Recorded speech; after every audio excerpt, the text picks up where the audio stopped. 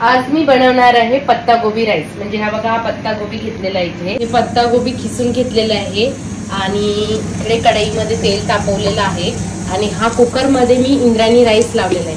पत्ता गोबी राईस करण्यासाठी ही झटपट होतो. आणखी राईस आधीच शिजवून घ्यायचा. पत्ता गोबी आता ह्याच्यामध्ये आपण मसाले टाकून घेऊयात. यामध्ये दालचिनी टाकून घेते, मिरी 2 टाकलेले आहेत. आता आपण तेजपत्ता टाकू. 2 तेजपत्ते टाकले, 1 दगडी फूल टाकलं, यात टाकलं. आता जिरं टाकायचं. आता ह्याच्यामध्ये जिरं, मोहरी कोणाला आवडते कोणाला नाही आवडत. माझ्याही मुलांना आवडत नाही म्हणून मी थोडीशीच मोहरी टाकली. आपण नंतर कांदा टाकून घेऊया. कांदा नंतर कांदा शिजल्यानंतर आपल्याला टमाटर टाकायचा आहे. आता याच्यात मिरची टाकूया. कांदा चांगला लालसर भाजून घेऊया म्हणजे भाताला छान चव येते. आता आपण पत्ता गोबीचा हा मसाला बनवणार आहे. भात तर शिजवून घेतलेला आहे. रेडीमेड झटपट होणारा हा पत्ता गोबी राईस म्हणजे कोबू राईस म्हणलं तरी चालेल, फोडणीचा भात म्हणलं तरी चालेल किंवा पत्ता गोबी राईस म्हणलं तरी चालेल. आता आपण ह्याच्यात टमाटर टाकून घेऊया.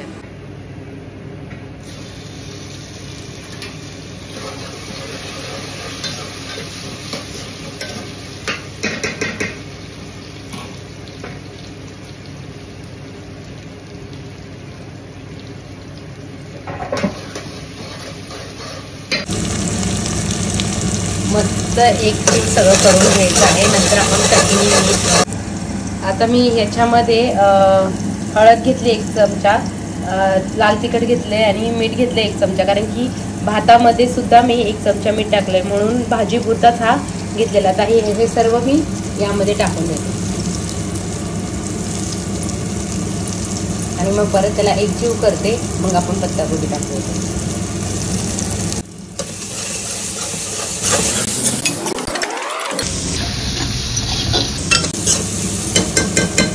गरम मसाला राहिला होता टाकायचा, तो गरम मसाला मी टाकते. अंदाजानेच टाकते.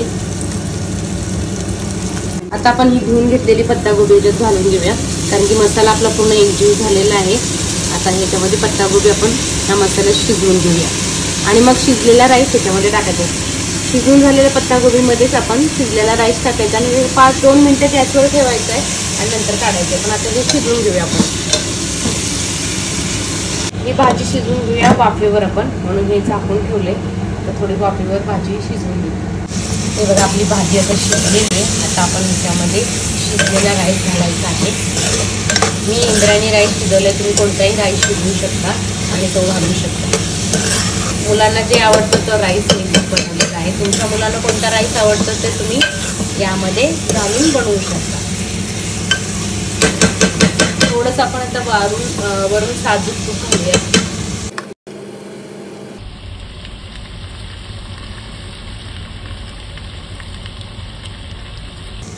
मी 2 चमचे घालून घेते. तुम्हाला जसं आवडेल तसं घालू शकता. आणि आता मी थोडीशी याच्यावरून कापलेली कोथिंबीर घालून घेते म्हणजे छान वाटतं, मस्त सुगंध द्यायचं.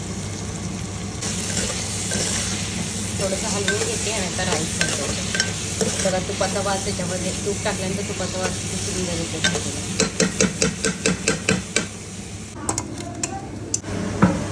आता ह्याच्यामध्ये हा शिजवलेला इंद्रायणी राईस टाकून घेते.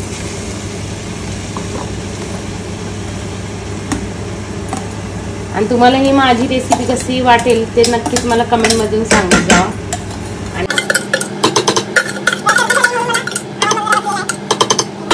आता याच्यामध्ये सगळं मिक्स करून घेऊया.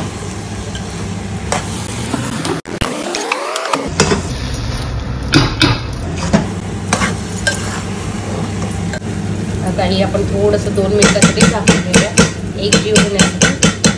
म्हणजे ती भाजीची टेस्ट या भाताला लागण्यासाठी थोडंसं आपण आता ह्याला झाकून ठेवूया. थोडीशी कोथिंबीर दिसायला पण सुंदर वाटतं घालून घेते आणि थोडं वाफेवर ठेवून घेते. आपला राईस इथे रेडी झालेला आहे. बघा किती सुंदर असा राईस झालेला आहे आणि स्ट्रक्चर पण खूप छान आलेलं आहे. आता आपण सर्व करूया मुलांना खाण्यासाठी. सर्व झालं का?